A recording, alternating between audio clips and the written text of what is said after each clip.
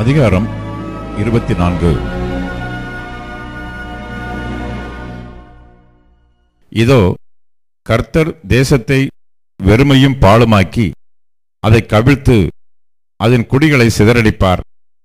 அப்பொழுது ஜனத்துக்கு எப்படியோ அப்படியே ஆசாரியனுக்கும், வேலைக்காரனுக்கு எப்படியோ அப்படியே எஜமானுக்கும், வேலைக்காரிக்கு எப்படியோ அப்படியே எஜமானிக்கும், கொண்டவனுக்கு எப்படியோ அப்படியே விற்றவனுக்கும், கடன் கொடுத்தவனுக்கு எப்படியோ அப்படியே கடன் வாங்கினவனுக்கும், வட்டி வாங்கினவனுக்கு எப்படியோ அப்படியே வட்டி கொடுத்தவனுக்கும் எல்லாருக்கும் சரியாக நடக்கும்.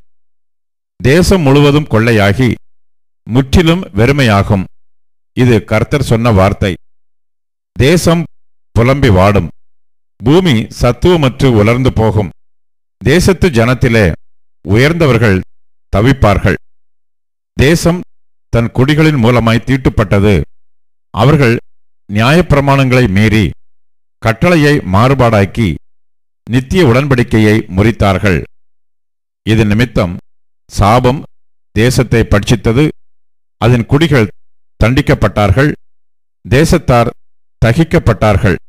சிலர் மாத்திரம் மீந்திருக்கிறார்கள். திராட்சரசம் துக்கம் கொண்டாடும், திராட்சைச் செடி வதங்கும்.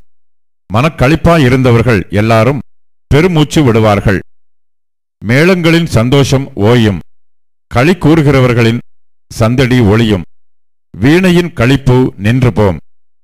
பாடலோடே திராட்சரசம் குடியார்கள். மதுபானம் அதை குடிக்கிறவர்களுக்கு கசக்கும். வெறுமையாய் போன நகரம் தகர்ந்து ஒருவரும் உள்ளே பிரவேசிக்க கூடாதபடி வீடுகள் எல்லாம் அடைபட்டு கிடக்கும். திராட்சரசத்துக்காக வீதிகளிலே கூக்குரல் உண்டு. எல்லா சந்தோஷமும் மங்கி தேசத்தின் மகிழ்ச்சி அற்றுப்போம். நகரத்தில் மீதியாயிருப்பது அழிவே. வாசல்கள் இடிக்கப்பட்டு பாழாய் கிடக்கும். ஒலிவ மரத்தை உலுக்கும் போதும் திராட்சப்பழங்களை அறுத்து தீரும் போதும் பின்பறிப்புக்கு கொஞ்சம் மீந்திருப்பது போல தேசத்துக்குள்ளும் இந்த ஜனங்களின் நடுவிலும் கொஞ்சம் மீந்திருக்கும். அவர்கள் சத்தமிட்டு கம்பீரிப்பார்கள். கர்த்தருடைய மகத்துவத்தின் நிமித்தம் சமுத்திரத்தினின்று ஆர்ப்பரிப்பார்கள். ஆகையால் கர்த்தரை வெளுக்கும் திசையிலும் இஸ்ரவேலின் தேவனாகிய கர்த்தரின் நாமத்தை சமுத்திர தீவுகளிலும் மகிமைப்படுத்துங்கள்.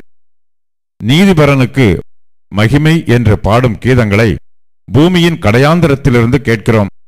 நானோ இளைத்து போனேன். எனக்கு ஐயோ! துரோகிகள் துரோகம் பண்ணுகிறார்கள், துரோகிகள் மிகுதியாய் துரோகம் பண்ணுகிறார்கள் என்கிறேன். தேசத்து குடிகளே, திகிலும் படுகொலியும் கண்ணியும் உங்களுக்கு நேரிடும். அப்பொழுது திகிலின் சத்தத்திற்கு விலகி ஓடுகிறவன் படுகுழியில் விழுவான். படுகுழியில் இருந்து ஏறுகிறவன் கண்ணியில் அகப்படுவான். உயர இருக்கும் மதகுகள் திறவுண்டு பூமியின் அஸ்திபாரங்கள் குலுங்கும். தேசம் நொறுங்கவே நொறுங்கும், தேசம் முறியவே முறியும், தேசம் அசையவே அசையும். வெறித்தவனைப் போல தேசம் தள்ளாடி ஒரு குளிலைப் போல பெயர்த்து போடப்படும். அதன் பாதகம் அதன் மேல் பாரமாயிருக்கையால் அது விழுந்து போம், இனி எழுந்திராது. அக்காலத்தில் கர்த்தர் உன்னதமான சேனையை உன்னதத்திலும் பூமியின் ராஜாக்களை பூமியிலும் விசாரிப்பார். அவர்கள் கெபியில் ஏகமாய் கட்டுண்டவர்களாய் சேர்ந்து காவலில் அடைக்கப்பட்டு அநேக நாள் சென்ற பின்பு விசாரிக்கப்படுவார்கள். அப்பொழுது சேனைகளின் கர்த்தர் சீயோன் மலையிலும் எருசலேமிலும் ஆளுகை செய்வதால் சந்திரன் கலங்கும், சூரியன் நாணமடையும். அவருடைய மூப்பர்களுக்கு முன்பாக மகிமை உண்டாயிருக்கும்.